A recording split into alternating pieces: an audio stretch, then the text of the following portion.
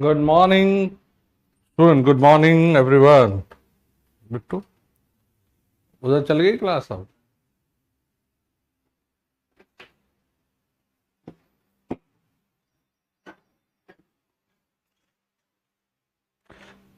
ये hello and welcome to EAD online classes. बच्चों, कैसे हैं आप लोग? अरे बढ़िया। आ रहे, नमस्कार नमस्कार। खुश हो गए बच्चे हैं? हर हर महादेव जी, बोलो बाबा केदारनाथ की जय।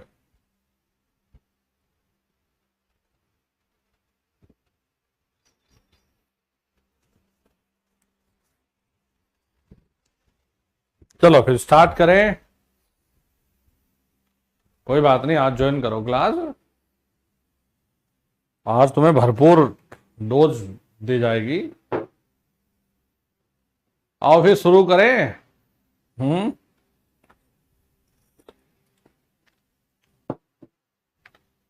देखो बच्चों, कल हम लोगों ने शुरू किया था यहां से प्रोग्राम ट्रांसफॉर्मर, यानी कि परिणामित्र। तो ट्रांसफॉर्मर दो शब्दों से मिलकर बना है, ट्रांसफॉर्म और ट्रांसफर। बेटा ये ट्रांसफॉर्म करेगा यानी कि लेवल को बदलता है वोल्टेज और धारा के, और ट्रांसफर करेगा शक्ति और ऊर्जा को। आइए जी। परिणामित्र एक ऐसी स्थैतिक युक्ति है जो आवृत्ति को समान रखते हुए प्रत्यावर्ती वोल्टेज व धारा के लेवल को बदल देता है। बिल्कुल भाई, करना चाहिए बेटा खेत में काम, वो भी जरूरी है। सब चीजों का बैलेंस लेकर चलना जरूरी है। यह चुंबकीय परिपथ के माध्यम से शक्ति को एक वाइंडिंग से दूसरे वाइंडिंग पर ट्रांसफर कर देगा। इसमें कोई घूमने वाला भाग नहीं है।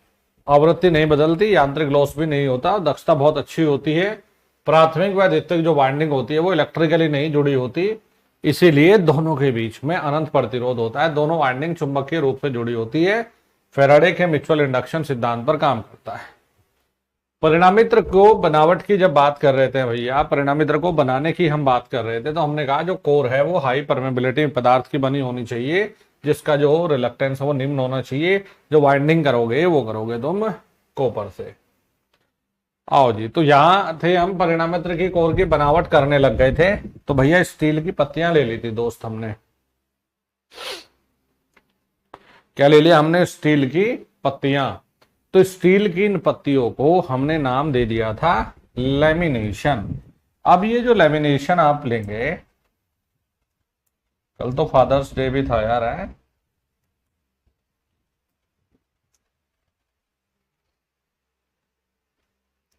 स्टील की पत्ती होगी 0.3 0.5 mm। वैसे तो माता पिता के हर दिन होते हैं यार, कोई एक पर्टिकुलर दिन थोड़ा ही होता है भाई। इसलिए मैं ये दिन कोई मनाता ही नहीं भाई, हमारे लिए तो डेली फादर और मदर डे है भाई। एक ही दिन थोड़ा ना होते हैं, मम्मी पापा तो जीवन भर के लिए हैं। चलो जी, लेमिनेशन को आपस में मिलाकर बांधने को कहते हैं स्टैगर करना। अच्छा, लेमिनेशन को बदलते जॉइंट के आधार पर रखते हैं। जैसे पहले इसमें यहां जॉइंट था, तो इसके ऊपर जो पत्ती रखोगे इसमें यहां आना चाहिए जॉइंट, जिससे कि लीकेज कम होगा। लेमिनेशन जो पत्तियां बनाकर आप नहीं तो ये सॉलिड यूज भी कर सकते थे, जैसी ये थी, इसकी जगह बस एक सॉलिड पीस ले लेते आप। तो ये नहीं लिया आपने। कैसे बनाया दोस्त? आपने कहा कि सर ऐसा नहीं लेंगे, ठोस ठोस स्टील की कोर नहीं बनाते, नहीं बनाते हैं। बेटा आपके पास से बनावट से मैंने कहा था ना, सवाल नहीं आया तो बता देना, 100% सवाल है। तो क्या करते हैं, लेमिनेशन की पत्ती और इसके बीच में रखते हैं ये इंसुलेशन। अच्छा जी, आगे बढ़ते हैं। अब देखो यहां तक पढ़ा दिया था। देखो बच्चों, कुछ मामला ऐसा दिखता है आपको, जो कोर बनती है ना, ये ऐसी दिखती है आपको।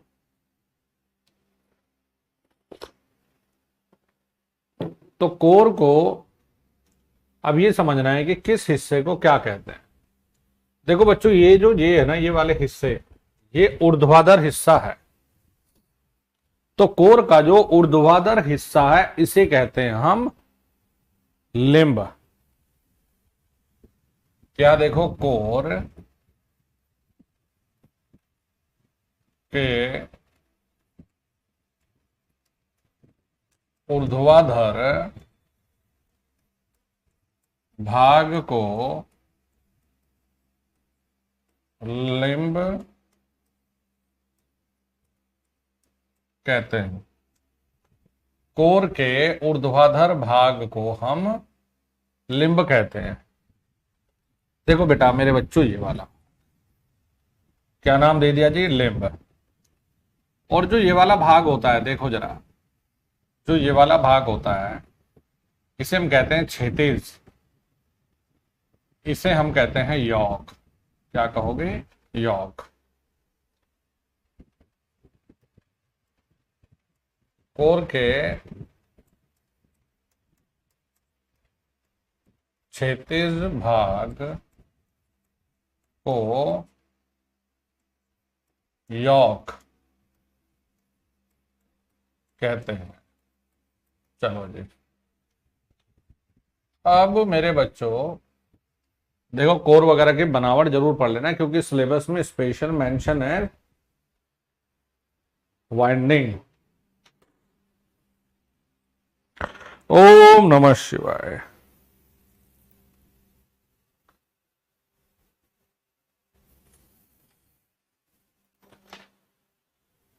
स्पेशल मेंशन है जी वाइंडिंग। तो देखो भाई, जैसे ये आपने लेमिनेशन बना दे, ये बना दिया आपने लेमिनेशन,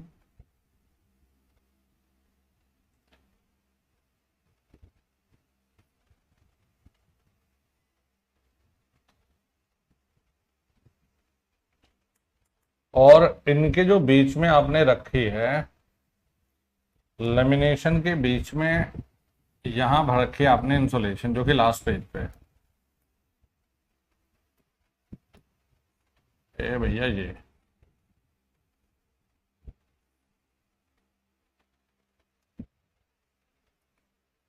तो बच्चों हमने क्या ले लिया? नेट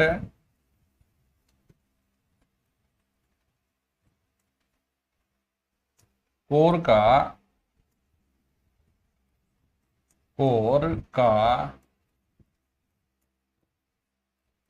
नेट पृष्ठ क्षेत्रफल, पृष्ठ क्षेत्रफल। भाई जब लेमिनेशन ले रहे हो तो बच्चों इसमें कुछ ना कुछ तो मोटाई बढ़ेगी फिर, तो वो ले लिया हमने जी AN।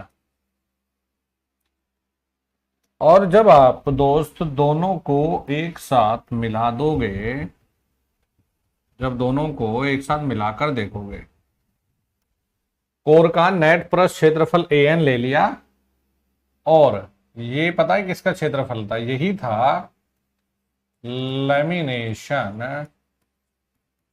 लेमिनेशन का पृष्ठ क्षेत्रफल। भाई सही है गुरु जी, ये था। अब बच्चों यहां मामला एक ये फंस गया, ये वाला, ये काला कर दो। ये पूरा एरिया अगर आप देखोगे, ये था हमारे पास ग्रोस कोर का कुल, कुल का मतलब लिख दिया ग्रोस क्षेत्रफल, ये लिख लिया AG। और इसमें पता है क्या क्या है AG में? AG में लेमिनेशन प्लस इंसुलेशन दोनों है। AG का मतलब है लेमिनेशन प्लस इंसुलेशन का क्षेत्रफल। ठीक है भैया, ठीक है गुरुजी। तो यहां एक फैक्टर आता है मेरे बालकों, जिसे आप कहते हो स्टैकिंग फैक्टर। अच्छा सर, हाँ जी। स्टैकिंग फैक्टर को कई बार स्टैगर फैक्टर भी लिखते हैं। स्टैगर फैक्टर, स्टैकिंग कारक। तो भैया इसे हमने SF से डिनोट कर दिया। ये होता है नेट पृष्ठ क्षेत्रफल अपॉन में ग्रॉस क्षेत्रफल, कुल क्षेत्रफल। और ये हमेशा सदैव 1 से कम आएगा। क्या आएगा? स्टैकिंग फैक्टर आएगा हमेशा 1 से कम। सर स्टैकिंग फैक्टर का रोल क्या है? देखो मैं बताता हूं बच्चों। क्या हम नेट पृष्ठ क्षेत्रफल बराबर में स्टैकिंग फैक्टर गुणा कुल ग्रॉस क्षेत्रफल निकाल सकते हैं? आप कहोगे गुरुजी किसने मना किया? बिल्कुल निकाल सकते हो। हाँ सर। और जो तुम ईएमएफ इक्वेशन लिखोगे या फ्लक्स घनत्व लिखोगे, जैसे आप लिखोगे बीएम यानी कि अधिकतम फ्लक्स घनत्व, देखो बी मैग्नेटिक फील्ड में बता दिया था, तो क्या करोगे तुम? 5m अपॉन में ग्रोस नहीं रखते, आप रखते हो नेट क्रॉस सेक्शन एरिया। तो नेट क्रॉस सेक्शन एरिया कहां से आएगा? वो आएगा स्टैकिंग फैक्टर की मदद से। सही है। अच्छा, फिर इसी में एक और नोट करेंगे, यदि यदि इंसुलेशन ना हो, यदि इंसुलेशन ना हो तो फिर भैया जो ए जी है ग्रॉस क्रॉस सेक्शन और A N net cross section, ये आ जाता है बराबर। ग्रॉस क्रॉस सेक्शन और नेट क्रॉस सेक्शन ये आ जाता है बराबर। और भैया ये बराबर अगर आ जाएगा तो स्टैकिंग फैक्टर का जो मान है ये हो जाएगा 1। तो स्टैकिंग फैक्टर 1 का मतलब क्या होता है कि आपने लेमिनेशन के बीच में ये इंसुलेशन नहीं इस्तेमाल किया कोर में। ठीक है, तो ये होती है, देखो कोर को बनाने का एक सटीक तरीका जी, कैसे हमने बनाया। अभी सिर्फ कोर बता रहा हूं मैं, कोर अभी वाइंडिंग करना नहीं सिखाया। तो अगर आपको बच्चों जैसे पेपर थोड़ा सा मुश्किल बनाए तो आपको नेट क्रॉस सेक्शन भी देगा, आपको कुल भी देगा, आपको स्टैकिंग फैक्टर पूछ लेगा। आपको ये पूछा जा सकता है कि भाई स्टैकिंग फैक्टर का रोल क्या है, तो आप कहेंगे कि देखो फ्लक्स घनत्व जो निकालते हैं हम, जो ईएमएफ इक्वेशन की जितनी कैलकुलेशन है सब हम लोग किसके आधार पे करते हैं? Net cross section area. Net cross section area का मतलब होता है लेमिनेशन के क्षेत्रफल के आधार पर। चलो बच्चों जरा आगे बढ़ते हैं। प्यारे बच्चों, हमारे पास में 2 प्रकार के ट्रांसफॉर्मर होते हैं।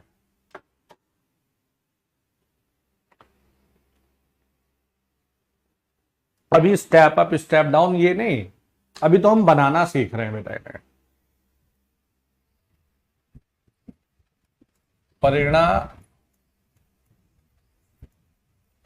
परिणामित्र के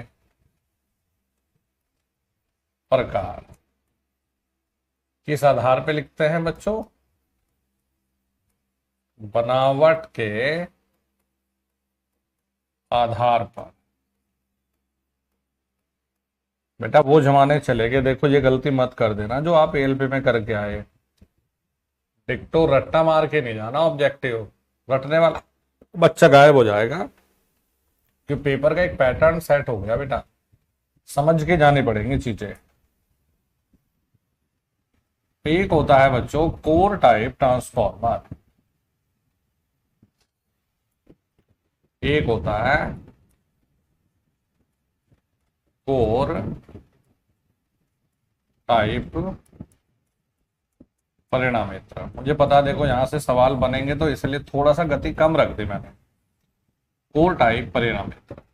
और देखो एक ना आपको एक छोटी सी बात बता देता हूं मैं, कि पहले अपनी थ्योरी की चीजों को क्लियर करना, उसके बाद ऑब्जेक्टिव पे लग जाना। सबसे बच्चे का सबसे बड़ी दिक्कत यह है कि वो शुरुआत ऑब्जेक्टिव से कर रहा है, और जब तक आप थ्योरी को अपनी क्लियर नहीं रखोगे सिलेक्शन नहीं होते यार भाई। एक होता है कोर टाइप परिणामित्र और एक मिलता है जी सेल टाइप परिणामित्र। एक है कोर टाइप और एक है सेल टाइप।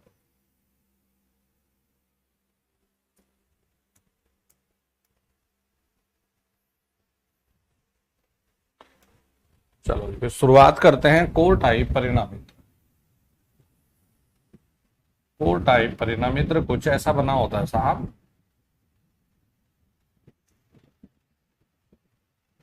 सारे पॉइंट नहीं लेकिन कुछ पॉइंट बहुत इंपॉर्टेंट बनेंगे इसमें। कोर टाइप परिणामित्र ये बना होता है,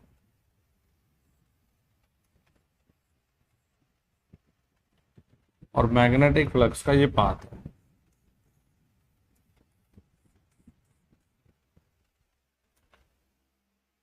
और ये बना होता है ऐसा।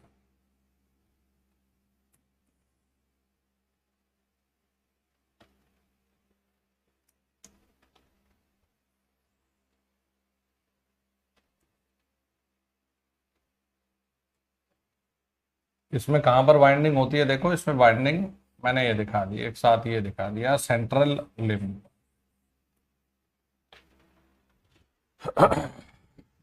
चलो थोड़ा सा फिर अब बाइंडिंग को रखने का तरीका समझते हैं।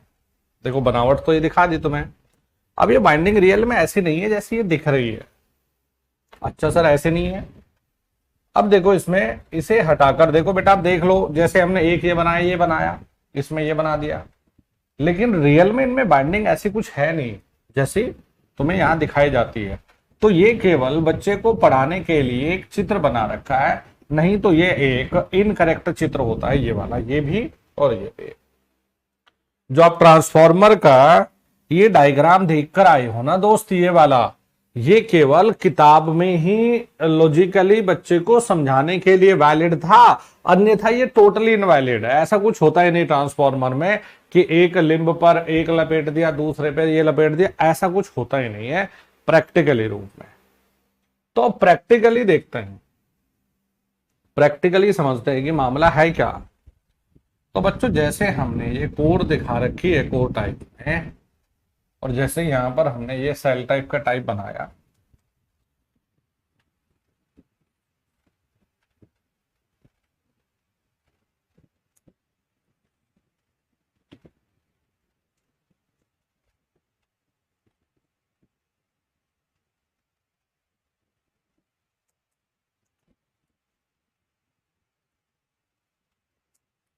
देखो रियल प्रैक्टिकली मामला ये होता है, कोर के पास में प्लेस टू होती है लो वोल्टेज वाइंडिंग आधा, और भैया यहां प्लेस होती है हाई वोल्टेज वाइंडिंग, ये होता है।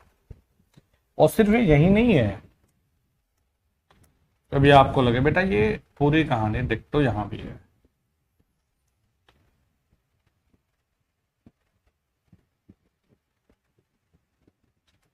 कोर टाइप में आधी वाइंडिंग लो वोल्टेज इधर थी, आधी इधर लो वोल्टेज, आधी इधर हाई वोल्टेज। तो लो वोल्टेज यहां भी है, लो वोल्टेज, हाई वोल्टेज और हाई वोल्टेज।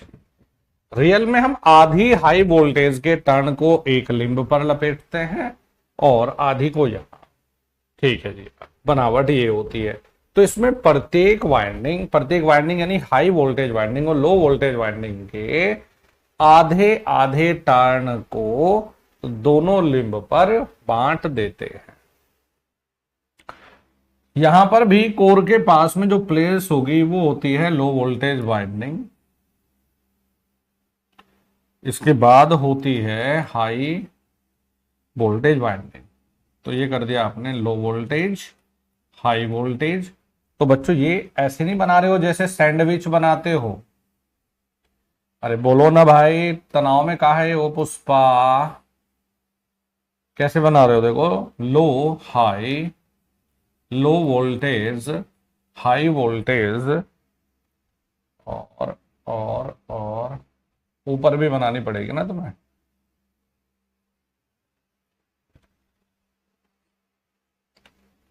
यहां भी एक, क्योंकि कोर के पास में जो जानी चाहिए वो लो जानी चाहिए, दिखा दिया आपने। तो यहां जो वाइंडिंग यूज होती है देखो, ये होती है ऐसी कॉन्सेंट्रिक। तो कोर टाइप परिणामित्र में कॉन्सेंट्रिक यानी कि सम केंद्रित वाइंडिंग, जिसका एक ही केंद्र होगा, कॉन्सेंट्रिक, या फिर बेलनाकार। या तो कॉन्सेंट्रिक लिखो या बेलनाकार, ये वाइंडिंग इस्तेमाल किए जाते हैं। कॉन्सेंट्रिक क्या होते हैं ना, तार को बस ऐसे लपेटते चले जाओ। यहां पर जो वाइंडिंग यूज होती है वो होती है जी सैंडविच टाइप। सैंडविच खाया होगा ना आपने, सैंडविच टाइप। बेटा इन्हें देख लेना, वाइंडिंग वाइंडिंग को पर्सन आया पढ़ा, बस याद रखना इनको। कभी तुम बाद में कहो गुरुजी हमने नहीं पढ़ा, हमने स्किप कर दिया था।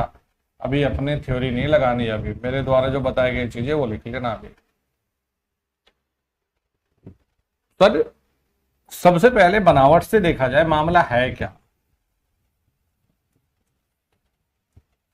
दो दो लिंब है, दो लिंब है, एक फलक्स का पाथ है, फलक्स का एक ही पाथ है, दोनों लिंब पर, दोनों लिंब पर प्रत्येक वाइंडिंग हाई वोल्टेज व लो वोल्टेज के आधे आधे टर्न को लपेटा, आधे आधे टर्न को लपेटा जाता है, जिससे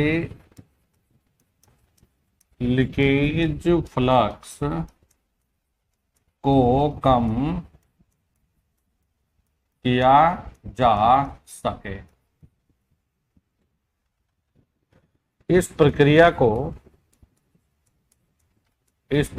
को इंटरलीविंग कहते हैं। बस ठीक है, क्या कहते हैं सर, ये भी ठीक है बेटा। दो लिंब, एक फ्लक्स का पाथ है, आधे आधे लगाने पड़ेंगे। एक और जी,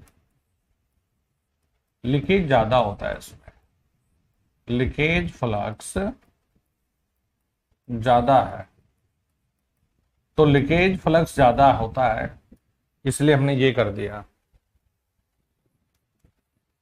लो वोल्टेज वाइंडिंग को कोर के पास रखते हैं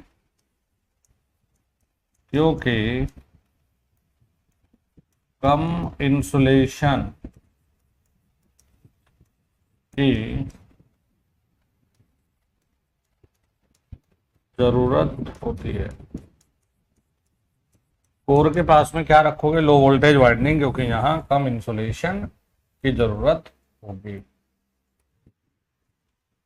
देखो बच्चों, जैसे तुम बड़े ट्रांसफॉर्मर नहीं बनाते, बड़े ट्रांसफॉर्मर बनाओगे तो जो भी बड़े ट्रांसफॉर्मर होते हैं ना वो सारे कोर टाइप होते हैं, और जो छोटे ट्रांसफॉर्मर है वो सेल टाइप ट्रांसफॉर्मर।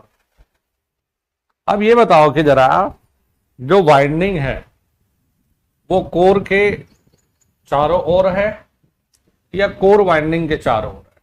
तो मेरे भाई यहां कूलिंग आसान है इसमें, क्योंकि किनारों पे ना यहां देखो हवा इजिली चली जाएगी, लेकिन वहां पर कोर चारों तरफ से घिरे हुए है वाइंडिंग को, तो यहां कूलिंग में दिक्कत है। यहां पर क्या है, वाइंडिंग कोर के चारों ओर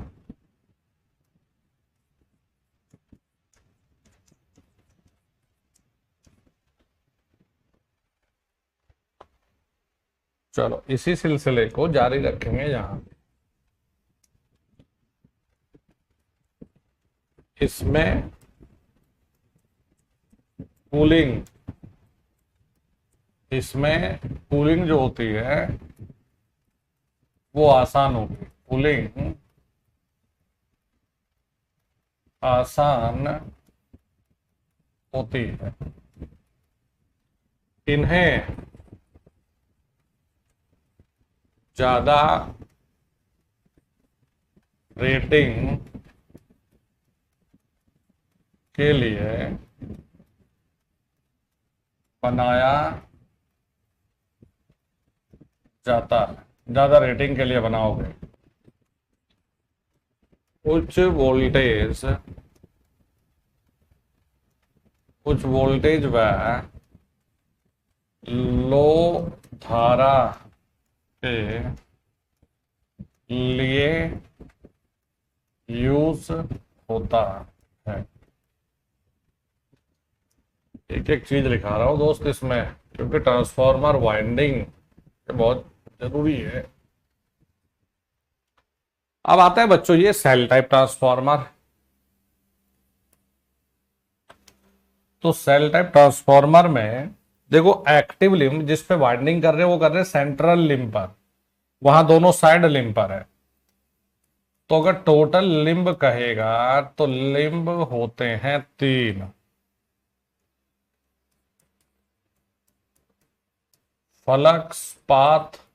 फ्लक्स के रास्ते होते हैं 2, क्योंकि यहां से जो फ्लक्स गया भैया ये इस तरफ और दोस्त इस तरफ बट गया।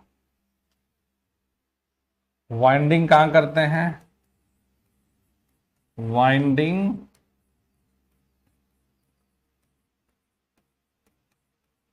केंद्रीय लिंब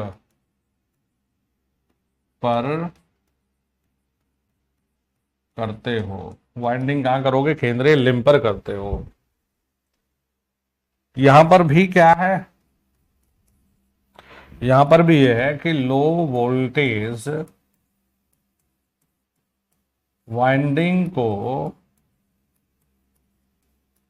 कोर के पास रखते हो।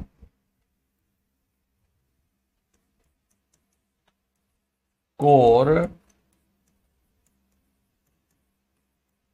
वाइंडिंग को घेर कर रखती है। लीकेज कम होता है दोस्त इसमें, फ्लक्स के पाथ की लंबाई कम है तो लीकेज फ्लक्स कम होता है। लीकेज फ्लक्स इसमें कम रखना। लिंब, फ्लक्स पाथ, लीकेज, ये हो गए जरूरी चीजें। इसमें कूलिंग मुश्किल है जी। इसमें कूलिंग अच्छी नहीं होती, अच्छी नहीं होती है। इसमें कूलिंग अच्छी नहीं होगी भाई। कम शक्ति रेटिंग के लिए बनाते, रेटिंग के लिए बनाते हो। और भैया ये इस्तेमाल होता है उच्च धारा व लो वोल्टेज के लिए यूज होता है।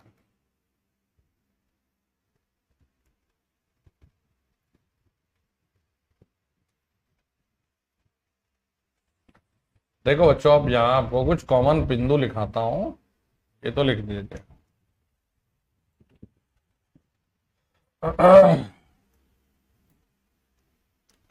कूलिंग अच्छी नहीं है भाई, समस्या है इसकी, कम शक्ति के लिए ही बनाओगे। और इसे आप उच्च धारा व लो वोल्टेज के लिए बनाओ। इतना तो गया, निमट ये मामला। अब देखो कुछ कॉमन बिंदु लिखाता हूं आपको, इन्हें एक एक पॉइंट को दिमाग में रखना, सपने में भी नींद में भी धड़ धड़ धड़ धड़ बोल दो।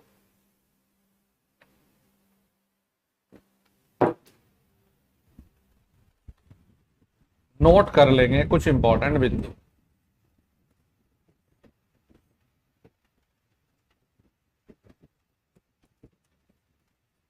वोल्टेज वोल्टेज रेटिंग हमेशा इंसुलेशन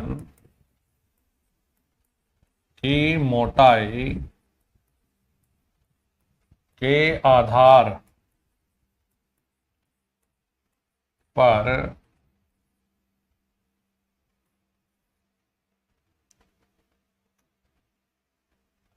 वोल्टेज रेटिंग हमेशा इंसुलेशन की मोटाई के आधार पर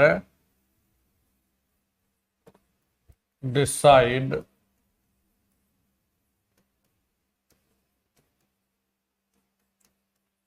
होता है। वोल्टेज रेटिंग जो तय होती है वो होती है इंसुलेशन की मोटाई के आधार पर। दूसरा, धारा रेटिंग हमेशा चालक के व्यास के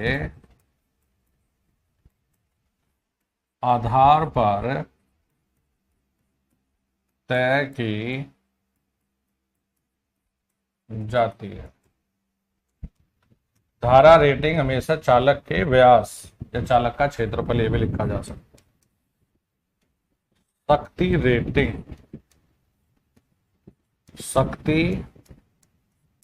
रेटिंग हमेशा कूलिंग,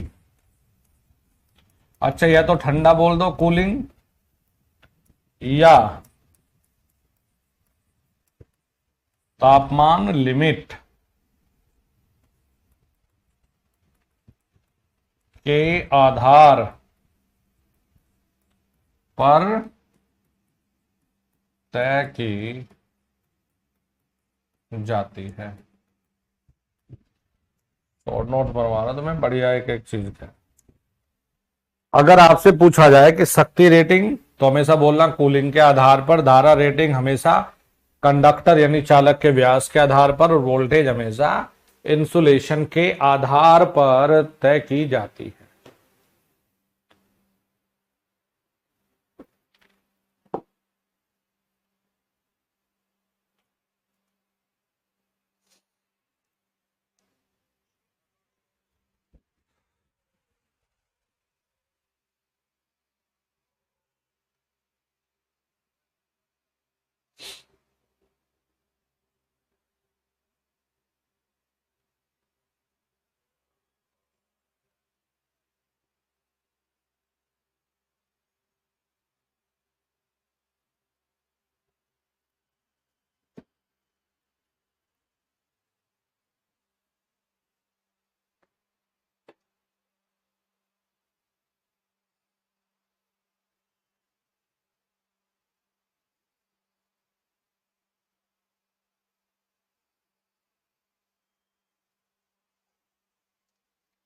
चलिए नेक्स्ट अब आते हैं कि भाई वाइंडिंग कैसे बनाओगे।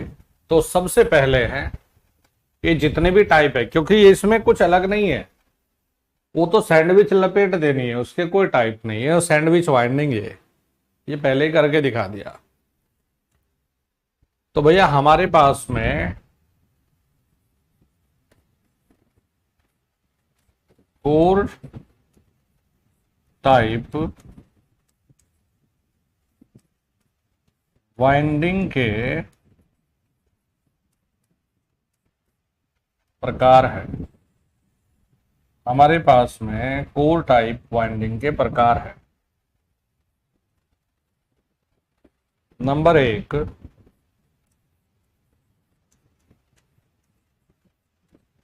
Helical type, helical type.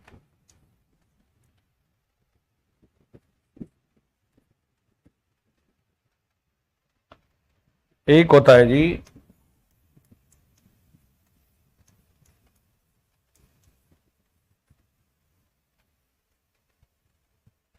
एक होता है डिस्क टाइप, ये था cross type, cross over winding cross type.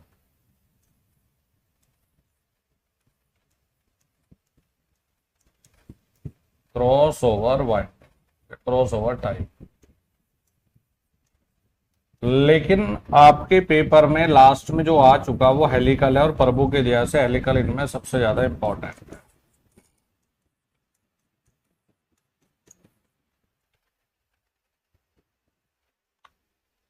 सबसे पहले हेलिकल वाइंडिंग जी।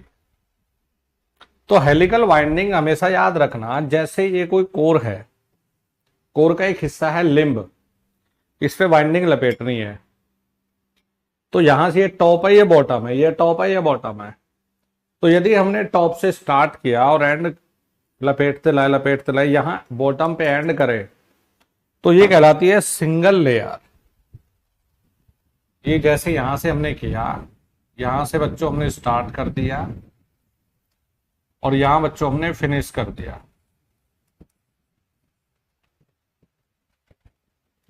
यानी टॉप से हम स्टार्ट करें, स्टार्ट मतलब शुरू, यार इतना तो समझते होंगे बच्चों। और बॉटम यानी निचले वाले हिस्से पर यहां ये अंत करे से या फिनिश करें। तो जो ये वाइंडिंग कहलाती है, और हमेशा याद रखना है इस वाइंडिंग को हमेशा टॉप से बॉटम की ओर लपेटा जाएगा। देखो टॉप से बॉटम की ओर हमेशा, टॉप से या ऊपर से, हमेशा ऊपर से नीचे की ओर लपेटा जाता है। तो भैया ये कहलाती है सिंगल लेयर। क्या कहलाएगी? ये कहलाती है सिंगल लेयर। अच्छा जी, अब क्या करना है बेटा, आपने यहां से टॉप लिया, ऊपर से नीचे और फिर नीचे से ऊपर, उसको कहते हैं हम डबल लेयर। तो देखो जैसे ये शुरू भी ऊपर हो, ऊपर से, और इसका बेचारे का जो अंत है फिनिश करो ये भी ऊपर ही हो, यानी टॉप से ऊपर से नीचे और नीचे से फिर ऊपर की ओर लपेटी जाती है। तो भाई इस तरह की जो वाइंडिंग होती है इसे कहते हैं हम डबल लेयर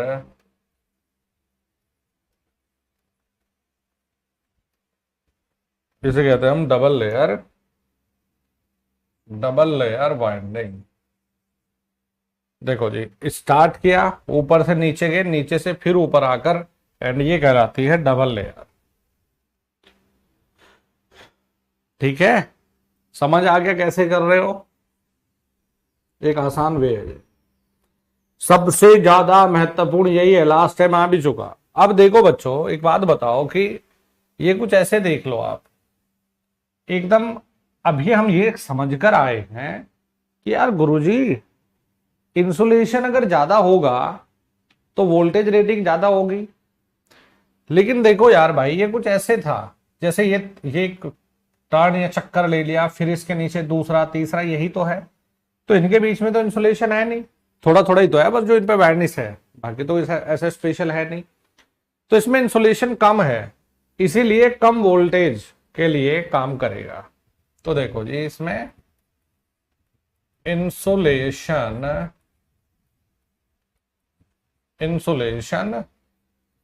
कम है, इसमें इंसुलेशन कम है जी। अच्छा अच्छा ये बात थी। तो भाई कम वोल्टेज के लिए काम करेगा। बिल्कुल सही बात है भैया, इसमें वोल्टेज तो कम होती है। मैं हेलिकल की बात कर रहा हूं। ये कभी आप कहोगे सर कोर टाइप, बिल्कुल कोर टाइप हाई वोल्टेज, ध्यान से सुन लो, हाई वोल्टेज लो करंट पे काम करता है। हम उसी हाई वोल्टेज के लेवल की बात कर रहे हैं, उसी में कंपैरिजन है। तो कम वोल्टेज और उच्च क्षमता वाले ट्रांसफॉर्मर जहां करंट अधिक होता है। अब देखो इसमें आपने मोटा देख रहे होंगे, तो इंसुलेशन कम है लेकिन कंडक्टर मोटे इस्तेमाल होते हैं इसमें।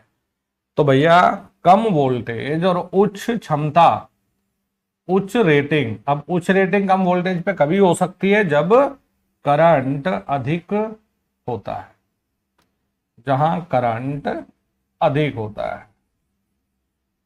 तो लो वोल्टेज और उच्च रेटिंग वाले जो बड़े ट्रांसफॉर्मर, उच्च रेटिंग वाले, वहां पर लगाना पड़ेगा तुम्हें। तो कौन सी वाइंडिंग है? हेलिकल जी, समझ में आया? ठीक है जी। कम वाइंडिंग टर्न का उपयोग किया जाता है। इसमें बहुत ज्यादा टर्न नहीं, आप क्योंकि मोटे तार है तो कम वाइंडिंग टर्न का उपयोग करोगे। अब जो आप ये तार लेते हो, इनका जो क्रॉस सेक्शन आप लोगे 75 से 90 mm स्क्वायर लेते हो। आउटपुट अगर देखोगे तो 150 से लेकर 1000 केवीए, ओ तेरे 150 से लेकर 1000 केवीए तक के। और वोल्टेज 230 से लेकर 15 केवी, 230 से लेकर 15 केवी ये होती है। लेकिन जो पेपर में बहुत बार आ चुका और आएगा, वो पहला बिंदु है, मानो या ना मानो, ये पहला बिंदु है। नेक्स्ट होता है वाइंडिंग में दोस्त, जिसे हम कहते हैं क्रॉस ओवर वाइंडिंग। अच्छा सर, क्रॉस ओवर वाइंडिंग, तो क्रॉस ओवर वाइंडिंग में देखो इसका नाम क्यों पड़ा क्रॉस ओवर, तो हम क्या रखते हैं, ये जो ये कॉइल आपने बना रखी है, ये देखो ये समझ कि यहां से स्टार्ट किया एक सिरे से, ठीक है सर, टॉप से बॉटम ही कर रहे हो सिर्फ, ये ऊपर वाला टॉप होता है, नीचे वाला बॉटम होता है। यहां से स्टार्ट किया। अब जो एक कॉइल आपने बनाई है, ये आपने मेरे बच्चों, पूरी को मैं एक कॉइल ही बोल देता हूं तुम्हें समझाने के लिए, ठीक है। एक नीचे रखी है, तो एक का इस तरफ एंड होता, नेक्स्ट वाले का तो स्टार्ट यहीं से है। तो आपने कैसे लगाओगे, देखो इनमें ऐसा देख लो, नेक्स्ट पेज पे बता रहा हूं। जैसे भाई बच्चों ये स्टार्ट है, ये फिनिश है, तो नेक्स्ट वाले के भी ये स्टार्ट होगा, ये फिनिश होगा, ये स्टार्ट होगा, ये फिनिश होगा। लेकिन ये तो सर ठीक है। तो अब देखो इसमें जो आप कनेक्शन आपस में जोड़ोगे, तो आप ऐसे जोड़ोगे क्रॉस में, इसीलिए क्रॉस ओवर कहने लगे। अच्छा जी, चलो, तो अभी क्या था, ये स्टार्ट, ये वाला कौन सा सिरा है जी, स्टार्ट वाला। इससे आगे भी तो यही था ऊपर, ये वाला स्टार्ट है, ये वाला फिनिश, फिर स्टार्ट। ये ऐसी कॉइल बना रखी तुमने, ये वाली है ऐसी। अच्छा सर, सर इसमें तार तो ठीक है कम है, लेकिन पतले हैं, लेकिन सर इसमें इंसुलेशन बढ़िया रखी है आपने, इंसुलेशन अच्छी है इसमें, प्रॉपर इंसुलेशन, इंसुलेशन ये है। तो क्रॉसओवर जब इंसुलेशन ज्यादा है, इंसुलेशन ज्यादा है, जब इंसुलेशन ज्यादा है तो वोल्टेज रेटिंग बढ़ा दो। अच्छा जी, तो देखो छोटे जो ट्रांसफॉर्मर है, छोटे साइज का ट्रांसफॉर्मर बनाना था, छोटा ट्रांसफॉर्मर, लेकिन वो हाई वोल्टेज पर चला पाओ, पावर कम होगी, वोल्टेज हाई होगी। कंडक्टर पेपर से ढके गोल तार या पट्टियां हैं, मैं ये बात कर रहा था कि इंसुलेशन ज्यादा है, तगड़े वाले इंसुलेशन है, तो लिख दिया देखो पेपर से या फिर पट्टियों से ढके हुए हैं। कोयल 0.5 से 1 mm की दूरी पर अलग अलग होती है। तो देखो आपने इंसुलेशन यहां भी तो कर दिया, एक कॉइल ये थी, दूसरी कॉइल ये थी, तो दे दिया आपने इंसुलेशन। देखो कितनी दूरी, 0.5 से लेकर 1 mm तक, इतनी दूरी पर रखनी है। जैसे ऊपर एक था एक नीचे, तो इंसुलेशन अपने आप आ गया। अब ये याद रखना कि जो ये वोल्टेज है 0.5 से 1 mm के बीच में, ये कितनी होती है, ये 800 से 1000 तक हो जाती है। 800 वोल्ट से 1000 वोल्ट तक,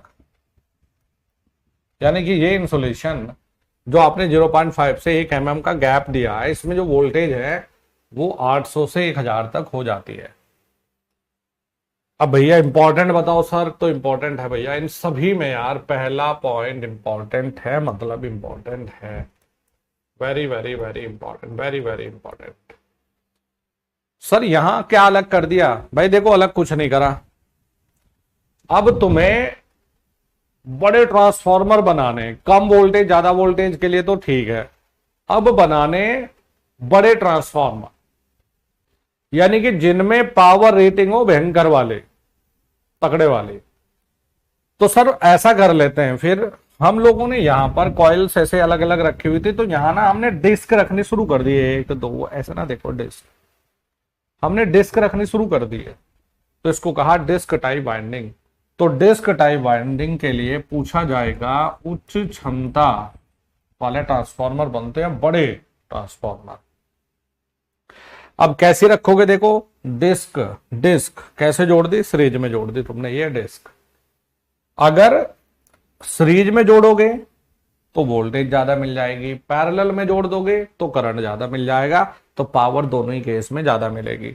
इसकी होती है मजबूत निर्माण, और कंडक्टर होते हैं, देखो सोच लो, वहां क्रॉस सेक्शन एरिया कंडक्टर का ये था, क्यों रखा था ये?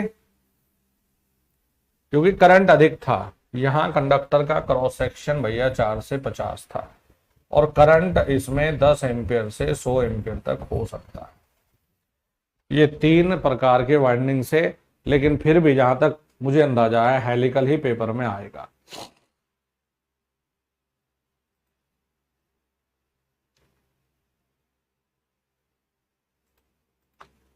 बच्चों मेरी आवाज वगैरह सही से पहुंच रही है आप लोगों तक?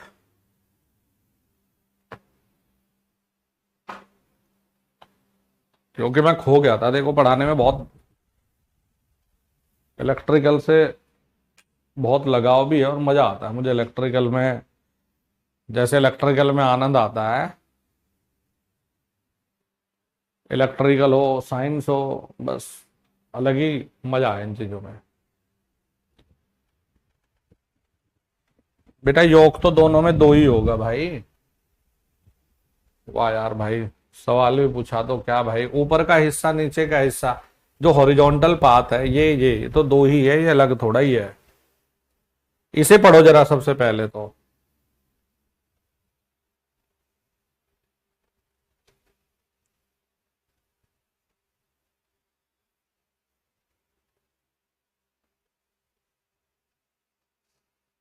जो तुम्हारे सिलेबस में ट्रांसफॉर्मर वाइंडिंग लिखा हुआ ना, ये तो मैंने खत्म करवा दिया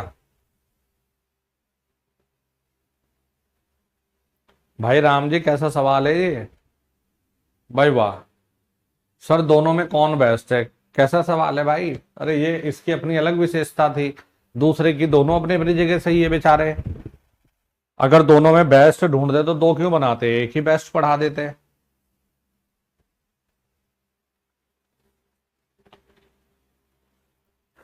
जितने ज्यादातर जो ये छोटे डिवाइस स्टेबलाइजर, स्टेबलाइजर में छोटे लेवल में लगे होते हैं ना, और इलेक्ट्रॉनिक्स वालों में, इनमें सब में सेल टाइप ही बनाते हो। हेलिकल बताएं जी, देखो भाई अब सुन लो जरा, एक तार लो जरा, हेलिकल सिखाई देता हूं ना बनाना। क्या तार पड़ा है कोई आसपास में? क्या तार है? तार ले लो, कोई डंडा ले लो, तार ले लो, कोई डंडा ले लो, ऐसा। तो ये वर्टिकल हिस्सा है, ऊर्ध्वाधर है डंडा या बोतल, ये लिंब है एक, ये लिंब है। हाँ भाई, आशीष ने सही छाप दिया, जालिम ने, बहुत सही है।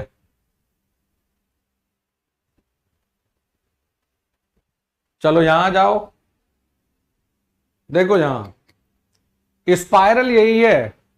स्पाइरल मैंने अलग इसलिए नहीं पढ़ाया ना, मामूली सा डिफरेंस था, क्योंकि ये सेम वही बना रहे थे, तो अलग से नहीं लिखना। पहले मैंने बताया था स्पाइरल नहीं लिखना अलग से अभी।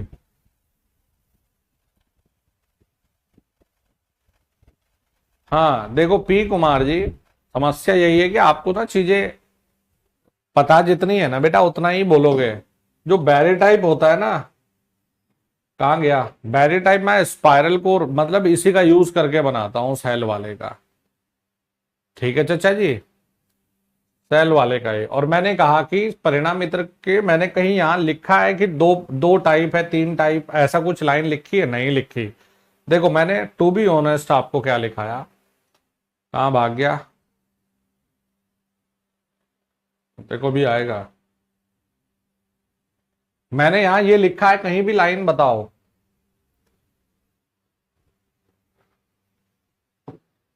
बताओ कहीं भी ये लिखा है कि दो प्रकार की कोर थी या दो प्रकार के टाइप है? नहीं, मैंने कहा बनावट के आधार पे।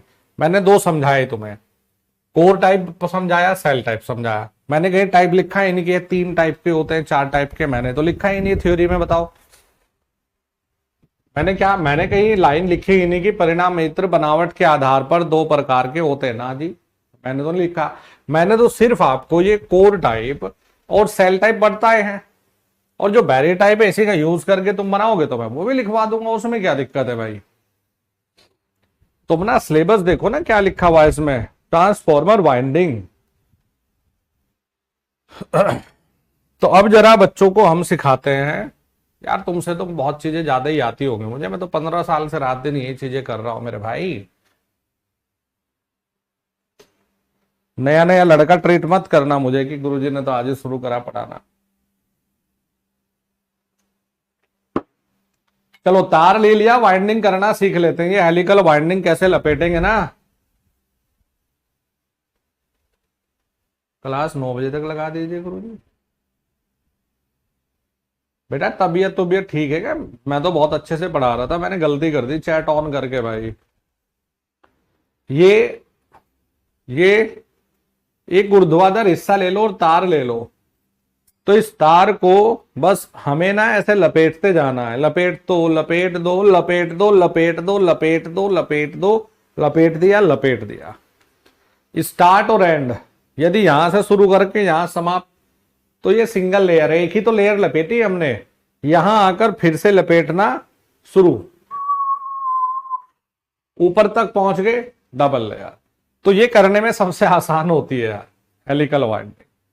तार लेकर अपने हाथ पर बहुत बार नहीं तुम इकट्ठा करते ऐसे लपेटते हो, बस वही चीज है।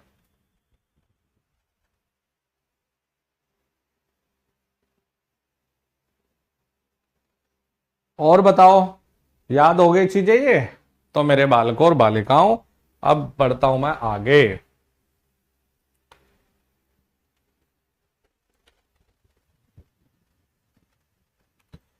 चलो अब मैं जरा चैट को बंद कर देता हूं, नहीं तो तुम देखो, तुम्हें तो तुम्हारा कुछ बिगड़ेगा नहीं यार भाई, लेकिन मेरा जो इतने सारे बच्चों से वादा है सिलेक्शन करवाने का, तो वो थोड़ा सा मेरे लिए नुकसानदायक हो जाएगा और पढ़ने वाले बच्चों के लिए भाई।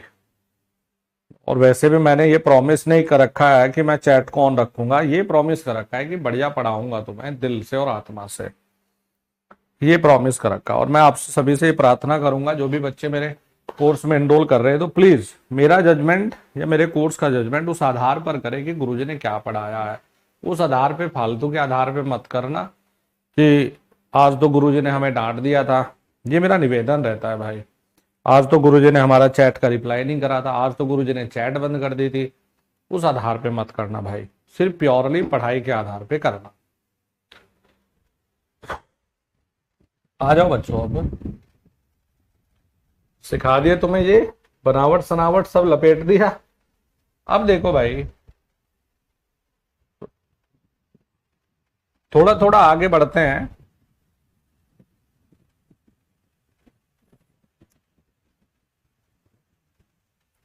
और यहाँ दो तीन लाइनें ना वर्किंग की लिख देता हूं कि ट्रांसफॉर्मर काम करता कैसे। तो वही डायग्राम एक बार फिर से बना लिया, 4-5 लाइनें लिखूंगा बस, और कुछ।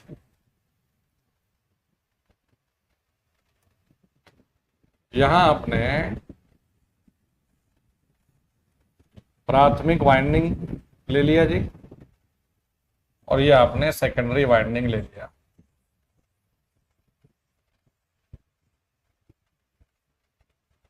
प्राइमरी वाइंडिंग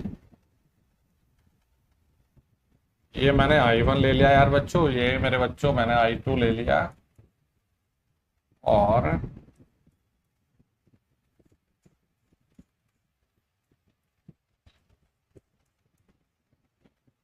ये हमने यहाँ पर 5 ले रखा है। यहाँ पर प्राइमरी ये सब मैंने पहले लिखा दिए थे पहले पेज पर, इसलिए मैं बार बार नहीं लिखाऊंगा कि E1 क्या था, E2 क्या है, सब बीमारी मैंने पहले निपटा ली। अच्छा, N1 टर्न यहाँ है, N2 यहाँ। देखो बच्चों, होता क्या है कि ट्रांसफॉर्मर में जब हम सप्लाई कनेक्ट करते हैं प्राइमरी वाइंडिंग से, तो कोर में एक मैग्नेटिक फ्लक्स स्थापित हो जाता है। ये मैग्नेटिक फ्लक्स प्राइमरी वाइंडिंग के टर्न को लिंक करता है, कट करता है, ऐसा समझ लो, तो प्राइमरी में एक इंड्यूस्ड ईएमएफ हो जाता है। सेम फ्लक्स देखो, प्राइमरी और सेकेंडरी से एक ही साथ एक ही समय पे लिंक करता है ये 5। तो जब यही फ्लक्स सेकेंडरी वाइंडिंग के साथ में लिंक करता है, तो भैया सेकेंडरी वाइंडिंग में भी एक ईएमएफ इंड्यूस्ड हो जाता है। बस यही ट्रांसफॉर्मर का बेसिकली 2-3 लाइनों में वर्किंग लिखना है। और बच्चों अगर लोड कनेक्टर रखोगे तो करंट फ्लो हो जाएगा, नो प्रॉब्लम। तो देखो जी, हम क्या कहते हैं कि जब ट्रांसफॉर्मर में प्राथमिक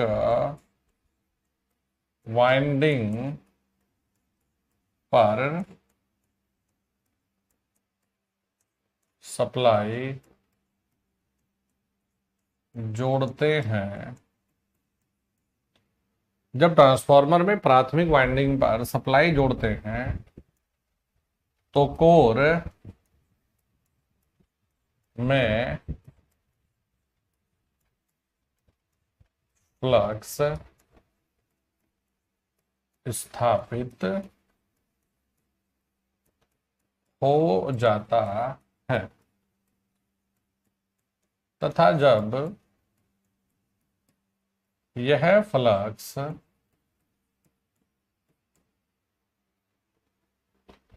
प्राथमिक वाइंडिंग के टर्न को लिंक करता है, तो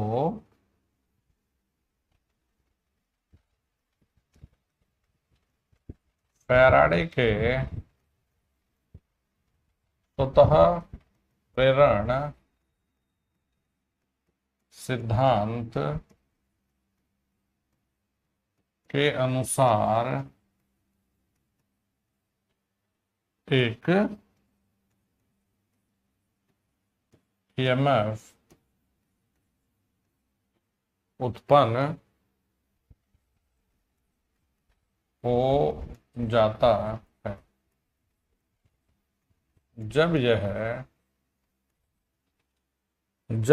फ्लक्स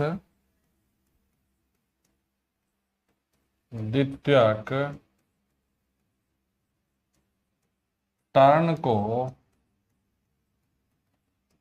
लिंक करता है, तो सेकेंडरी के टर्न को लिंक करता है, तो फैराडे के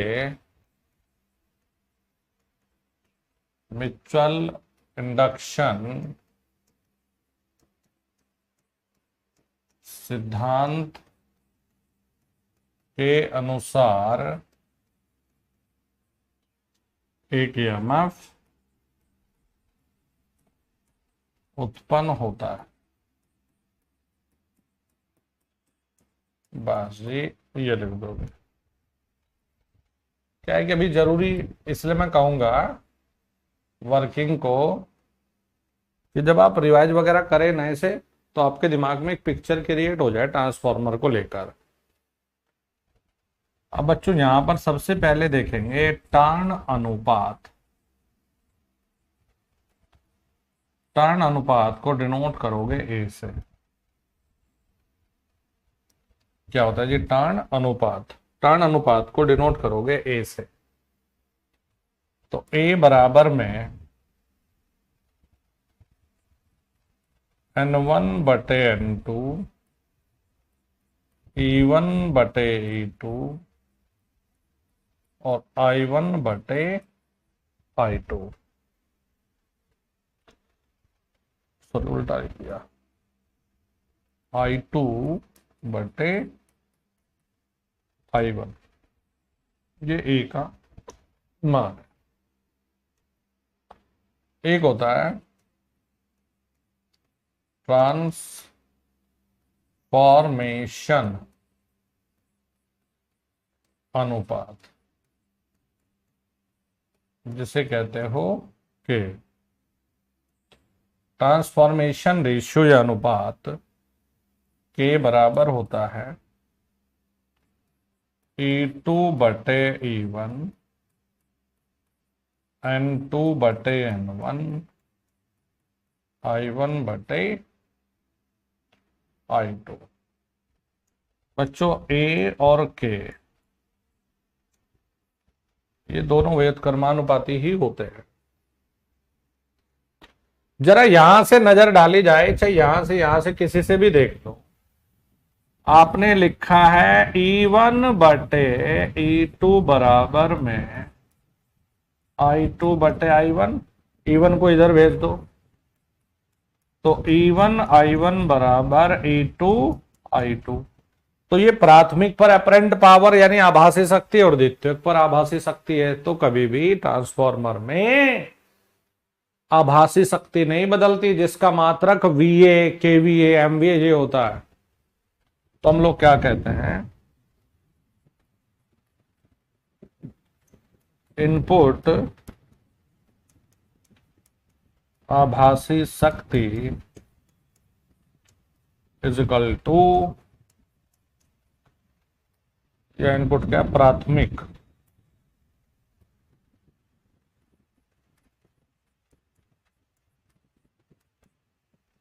द्वितीयक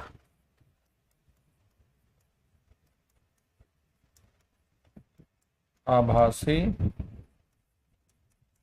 शक्ति। प्राथमिक पर जो आभासी शक्ति है, द्वितीयक पर जो आभासी शक्ति है, वो हमेशा होती है बराबर, ये नहीं बदलती। इसलिए ट्रांसफॉर्मर में जब भी कभी रेटिंग देगा तो समझ जाना कि ये लिख रहा है 100 kVA, तो भैया प्राइमरी सेकेंडरी दोनों पर 100 kVA ही है, अलग अलग नहीं होती। चलिए दोस्त जरा आगे चलते हैं। प्यारे बच्चों एक सवाल आता है आपके दिमाग में, एक सवाल ये उठता है कि ट्रांसफॉर्मर डीसी में ट्रांसफॉर्मर काम क्यों नहीं करता। ये सवाल आता है भाई, हताश और परेशान हो गए तुम ऐसे सोच के जैसे ये आदमी फोटो में पिक्चर में। देखो कारण तो बहुत सटीक था, लेकिन मैं तुम्हें थोड़ा साधारण से शब्दों में ही बता दूं भाई। देखो पहली बात तो बेटा, जिस पर तुम सप्लाई दे रहे हो ना वही प्राथमिक कहलाती है। भाई जिस पर तुम सप्लाई दोगे वही प्राथमिक होता है। जैसे अब ये पुराने वाला ही चल रहा है, यही वाला टॉपिक जो आपने वर्किंग वाला लिखा ना, इसी में फिर और कुछ चीजें भी ऐड होंगी। तो भाई बच्चों यहां आपने डीसी दे दिया, तो डीसी का मतलब तो ये होता है भाई बच्चों, डीसी का मतलब तो आप कहोगे गुरुजी ये होता है, ये समय है, तो डीसी तो बदल नहीं रहा है ऐसे। तो जब डीसी नहीं बदल रहा है तो डीसी देने से जो मैग्नेटिक फील्ड स्थापित होगा वो भी तो डीसी होगा। तो यहां पर जो फ्लक्स हमने दिखा दिया,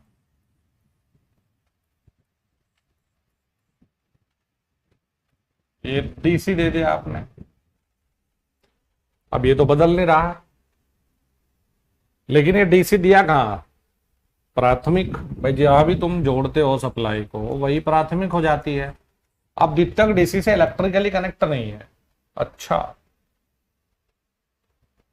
अब डीसी के लिए कोई भी जो कॉइल होती है, डीसी के लिए जो भी कॉइल होती है वो काम करती है एक शॉर्ट परिपथ के जैसे। तो भाई देखो, फैराडे का नियम ये कहता था कि या तो फ्लक्स बदल जाए या कंडक्टर बदल जाए। अब यहां पे पहले एसी में तो फ्लक्स ऐसा था, देखो ओ ये तरह, देखो बदल रहा है ना, धीरे धीरे धीरे धीरे बदला बदला, लेकिन डीसी में तो बदल नहीं रहा। तो डीसी पर फैराडे का नियम ही संतुष्ट नहीं होता। डीसी सप्लाई देने पर फैराडे का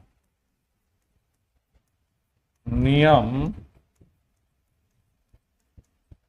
संतुष्ट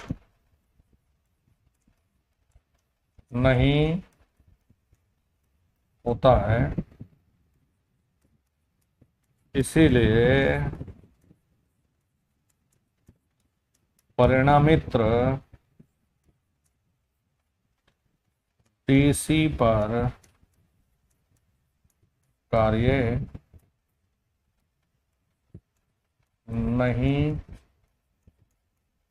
करता है। डीसी सप्लाई देने पर फैराडे का नियम संतुष्ट नहीं होता, इसलिए परिणामित्र डीसी पर कार्य नहीं करता है। अब डीसी सप्लाई देने से प्राथमिक वाइंडिंग जल जाती है। डीसी सप्लाई देने से प्राथमिक वाइंडिंग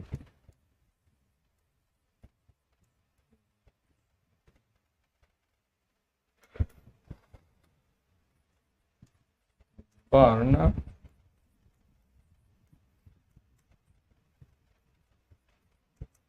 हो जाती है। तो भैया ये याद रखिएगा। अब देखते हो ट्रांसफॉर्मर के प्रकार, देखते हैं कार्य के आधार पर।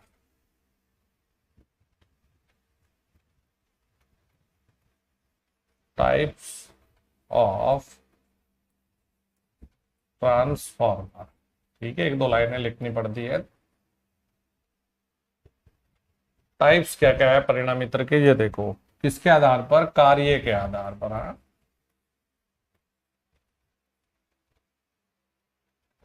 कि वोल्टेज को घटाएगा या बढ़ाएगा, या फिर ऐसे लिख दो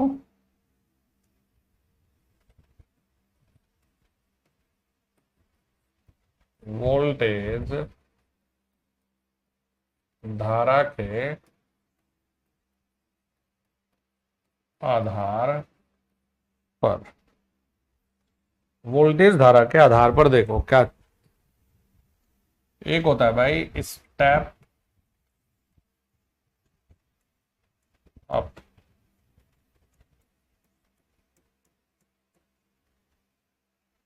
परिणामित्र। देखो स्टेप अप का मतलब है कि वोल्टेज बढ़ा दे। क्या क्या चीजें देखो, इसमें E2 बड़ा होना चाहिए, E1 छोटा होना चाहिए।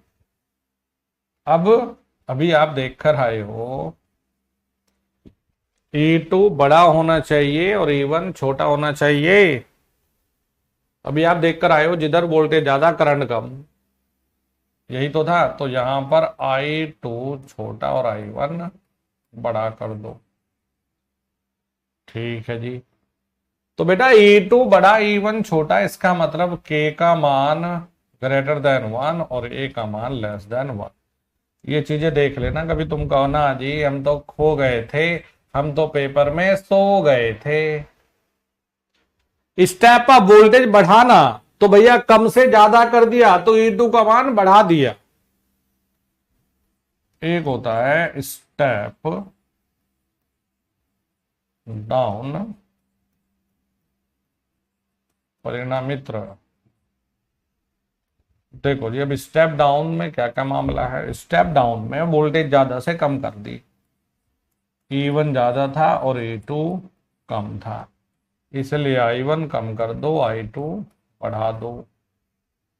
अब E1 ज्यादा है, K का मान 1 से कम आना चाहिए और A का मान ज्यादा। तो देख लो भैया, E1 बड़ा, I1 छोटा, K का मान छोटा, A का मान बड़ा। ये होता है स्टेप डाउन का मामला।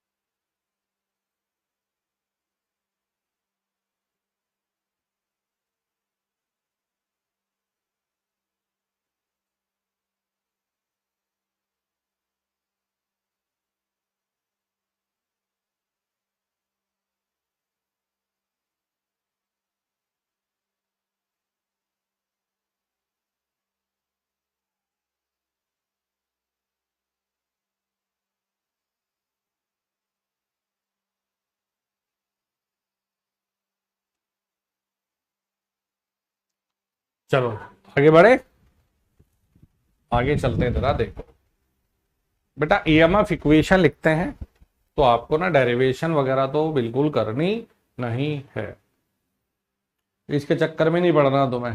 कभी तो मैं डेरिवेशन बनाएंगे सर, कुछ नहीं करना। ईएमएफ इक्वेशन लिखना है तो भैया E1 बराबर में 4.44 5m फॉर N1 और E2 बराबर में 4.44 5m फॉर N। बेटा देखो E1 E2 ये जो आपने लिखा है ना, ये लिखा है आरएमएस मान के आधार पे, क्योंकि जितनी कैलकुलेशन भी हम कर रहे होते हैं ना आरएमएस के आधार पर ही होती है, तो बाय डिफॉल्ट जो वैल्यू दी हुई होती है आरएमएस ही होती है बेटा। पेपर में अगर औसत मान के आधार पर पूछा जाए, जो कि एक बार यूपीपीएसएल TG2 में पूछ लिया था, औसत मान के आधार पर अगर पूछा जाए तो बच्चों घबराना बिल्कुल नहीं है, घबराना नहीं है। सर फिर क्या लिखें? E1 बराबर 4 कर लेना यार, 4 5m for N1, E2 4 5m for N। ठीक है सर, तो बेटा ये भी जरूरी, ये भी जरूरी, ये भी पेपर में आ चुका, ये भी आ चुका। सर अगर अधिकतम मान के आधार पर पूछ ले तो तब भी घबराना नहीं है तुम्हें। अधिकतम मान के आधार पर अगर पूछा जाए तो E1 बराबर 6.28 5m फॉर N1 कर लेना, और भैया 6.28 5m फॉर N2 कर लेना। ये होता है अधिकतम मान के आधार पर। अब आ जाओ जरा यहीं पर कुछ महत्वपूर्ण बिंदुओं पर, महत्वपूर्ण बिंदु। देखो जी क्या क्या बिंदु।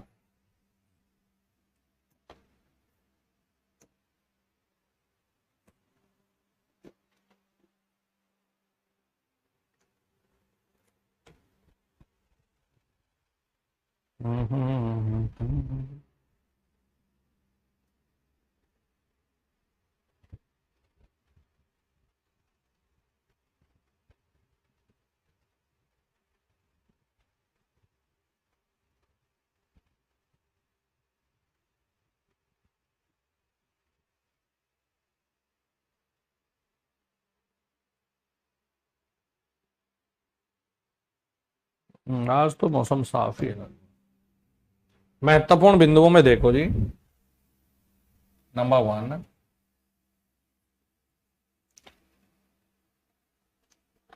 अब देखो ये E1 E2 मैंने लिखा रखे बेटा। E1 व E2 प्राथमिक इंड्यूस्ड ईएमएफ, द्वितीयक इंड्यूस्ड ईएमएफ हमेशा एक ही फेज में रहते हैं। दोनों एक ही फेज में रहेंगे, यानी जिस लाइन पर E1 बनेगा उसी लाइन पर E2 को बनाना पड़ेगा। दूसरा, E1 व E2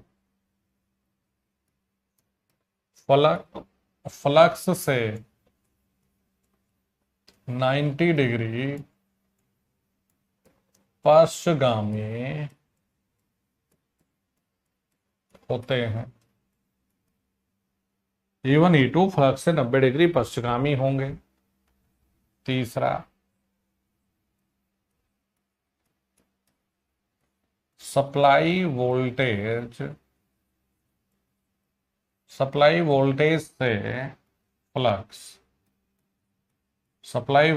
से फ्लक्स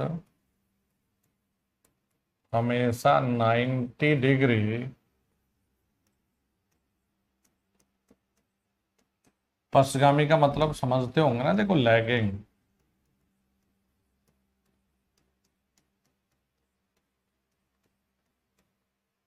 होता है।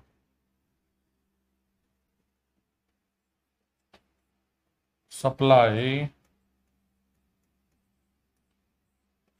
वोल्टेज व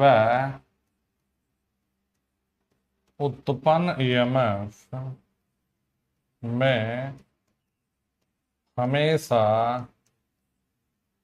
180 डिग्री का कालांतर होता है। अगर नहीं पढ़ा ना मेरे साथ साथ में पापियो, पाप लगेगा नहीं तो।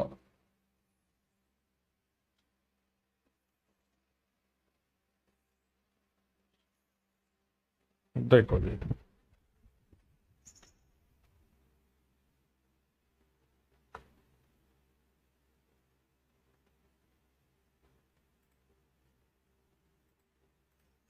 हाँ भाई बच्चों, आवाज वगैरह सही आ रही है?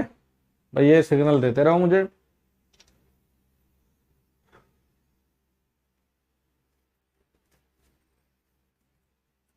ये सिग्नल देते रहो। सुन रहे हो मेरी बातों को या नींद आ जाती है बीच बीच में? सही आवाज, बस ठीक है, बहुत बढ़िया, शानदार, जबरदस्त।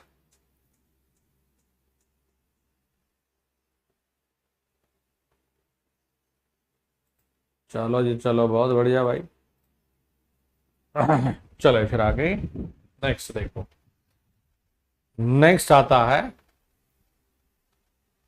नेक्स्ट आता आइडल ट्रांसफार्मर।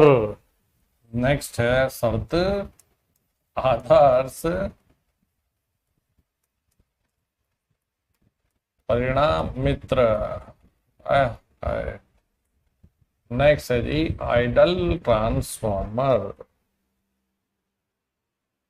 देखो बच्चों, जो आइडल ट्रांसफार्मर है भाई अब आदर्श ट्रांसफॉर्मर प्रैक्टिकली तो होगा नहीं, हाँ भाई, लेकिन हम आदर्श इसलिए पढ़ रहे हैं ताकि हमें पता चल सके कि भाई ट्रांसफॉर्मर हमने अच्छा बनाया बेकार बनाया, तो एक रेफरेंस के लिए पढ़ते हैं।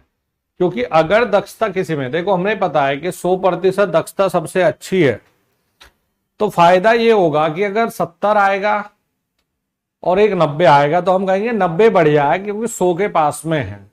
तो इसीलिए तुलना करने के लिए हमने आदर्श ट्रांसफॉर्मर को सोचा और कुछ शर्तें लिखी। तो ये प्रैक्टिकली नहीं है भाई, है ना।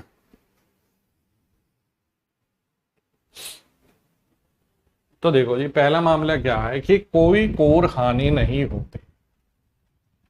आदर्श ट्रांसफॉर्मर में कोई कोर हानि नहीं होगी, कोई हिस्टैरिसीस या एडी करंट हानि नहीं है, इसी का मतलब लिख दिया, कोई कोर हानि नहीं है। अब वाइंडिंग का शून्य प्रतिरोध है, तो इसका मतलब कोई भी कॉपर लॉस नहीं होगा, यानी कि ताम्र हानि नहीं होगी। कोई भी लीकेज नहीं होगा, लीकेज फ्लक्स नहीं है। चुंबकीय युग्मन, तो उत्तम चुंबकीय युग्मन का मतलब होता है मैग्नेटिक कपलिंग अच्छी होगी, क्योंकि कोई भी लीकेज फ्लक्स नहीं है। कोर की अनंत पारगम्यता, यानी कि इनफाइनाइट परमेबिलिटी। अब जब ना कॉपर है ना कोर है, तो भैया कोई लोड हानि नहीं है, तो हमने कहा 100% दक्षता है। निरंतर ऑपरेटिंग आवृत्ति, आवृत्ति ऐसे हिलडुल नहीं रही, मतलब ऊपर नीचे एक ही साथ चल रही है 50। वाइंडिंग में कोई वोल्टेज ड्रॉप नहीं होता। क्यों नहीं होता ये भी लिख देता हूं, वाइंडिंग प्रतिरोध व लीकेज प्रतिघात शून्य होता है। पढ़ लो, ये आदर्श ट्रांसफॉर्मर की कुछ शर्तें हैं, थ्योरेटिकली चीजें हैं।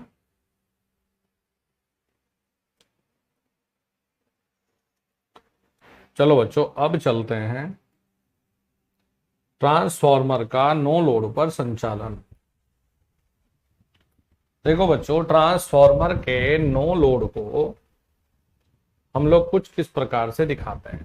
भाई ट्रांसफॉर्मर पे कोई लोड नहीं है, लेकिन ये प्राइमरी से फिर भी कुछ धारा लेता है, तो ट्रांसफॉर्मर के नो लोड को समझने के लिए एक छोटी सी तुल्य परिपथ बनाना पड़ता है। तुल्य परिपथ, भैया ऐसे ध्यान से देख लेना, पेपर में न्यूमेरिकल बन जाता है। एक तुल्य परिपथ किस पर, नो लोड पर। नो लोड पर, तो भैया नो लोड पर सप्लाई से कौन सी धारा ली जाएगी, नो लोड धारा ली जाएगी, सप्लाई वोल्टेज है V1। तो ये नो लोड धारा क्या क्या काम करेगी, क्योंकि नो लोड ऑपरेशन को कैसे दर्शाते हैं, ये दर्शाते हैं एक संट ब्रांच से, संट ब्रांच से। तो देखो बच्चों, यहां दो चीजें होनी है भाई, नो लोड ऑपरेशन में दो चीजें मिले। एक तो कोर मैग्नेटाइज बिल्कुल होगी, भाई चाहे लोड है नहीं है बेटा, जैसे तुमने सप्लाई दी तो कोर में चुंबकत्व जरूर आएगा। और आगे भी बताऊंगा कि जो हमारे पास में कोर लॉसेस होते हैं, बेसिकली वो चुंबकत्व के कारण ही होते हैं। तो अगर चुंबकत्व हो गया तो कोर लॉसेस होंगे। तो यहां से आई नोट को हम दो प्रकार से दिखाते हैं। एक तो कोर लॉसेस को दर्शाने के लिए हमने बना दिया RW, और चुंबकत्व को दर्शाने के लिए हम बनाते हैं ये प्रतिघात, यानी चुंबकीय प्रतिघात।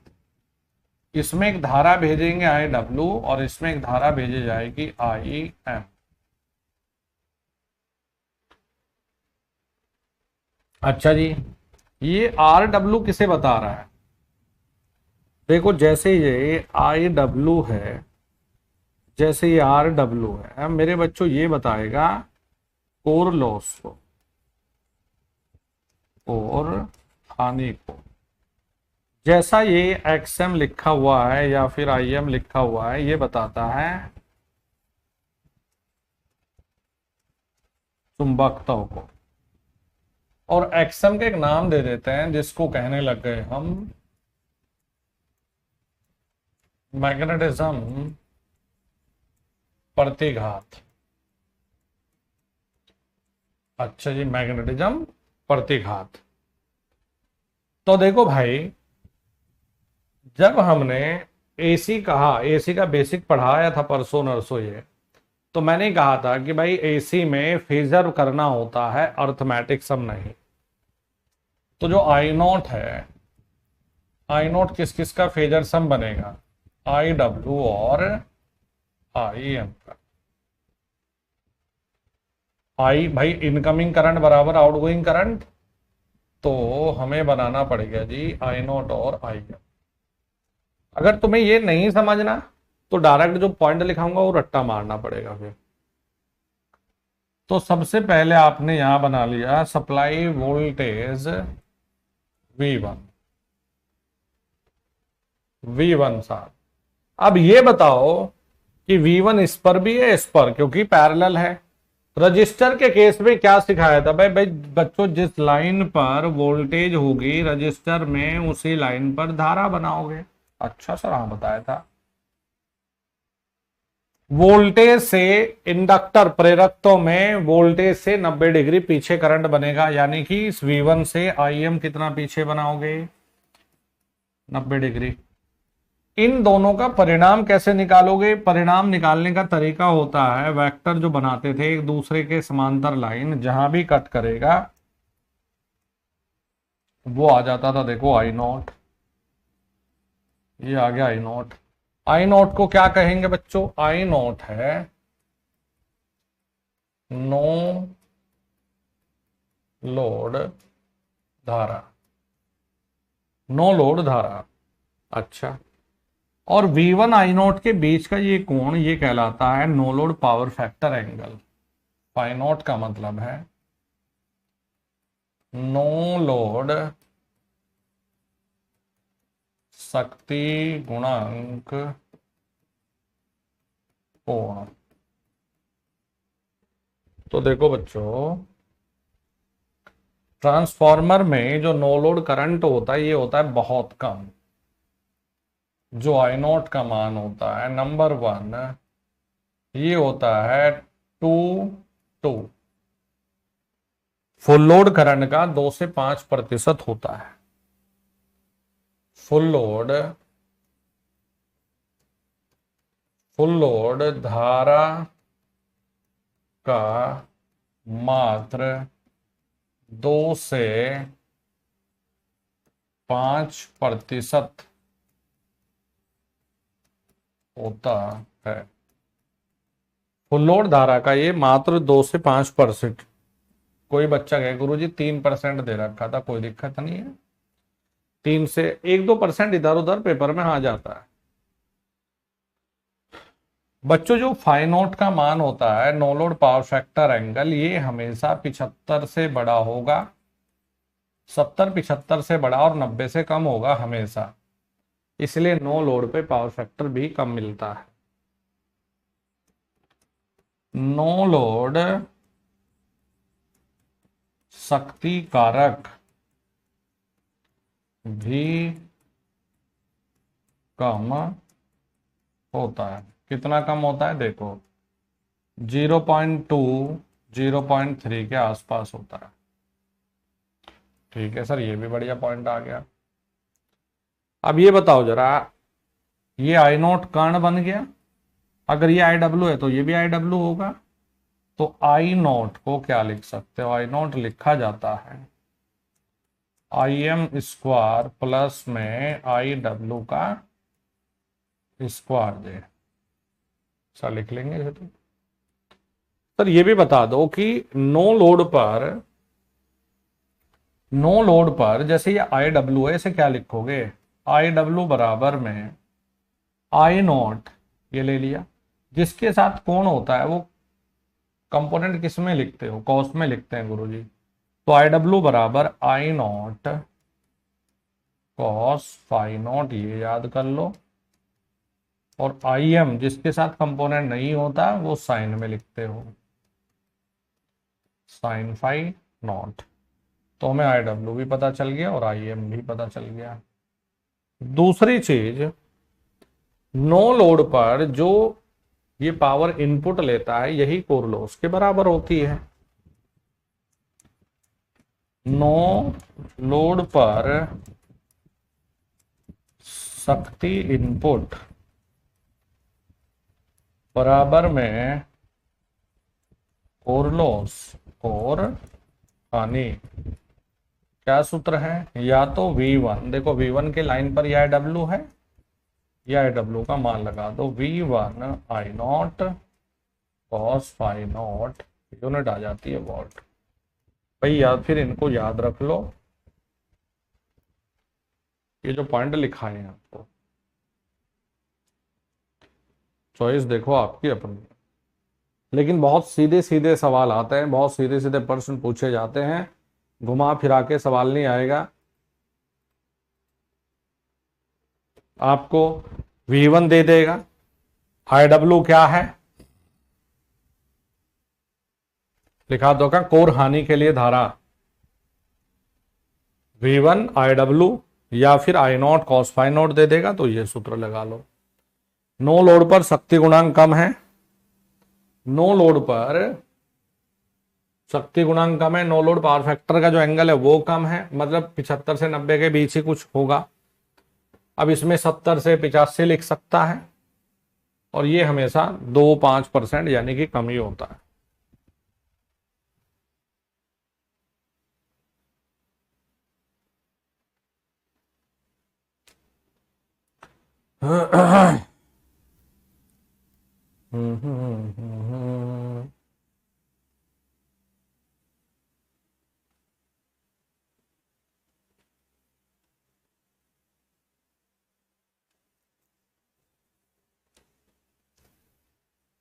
चलो जी, कर लिया देखो आपने ये, अरे कर लिया ये। बाकी शाम को एक सेशन और है आप लोगों का, वही सेम टाइम 5 बजे से शाम को फिर मुलाकात होगी आपसे। आज के लिए इतना ही रख लो, इसको रिवाइज करने में आपको थोड़ा सा समय लगेगा। चलो, thank you and all the very best, take care बच्चों।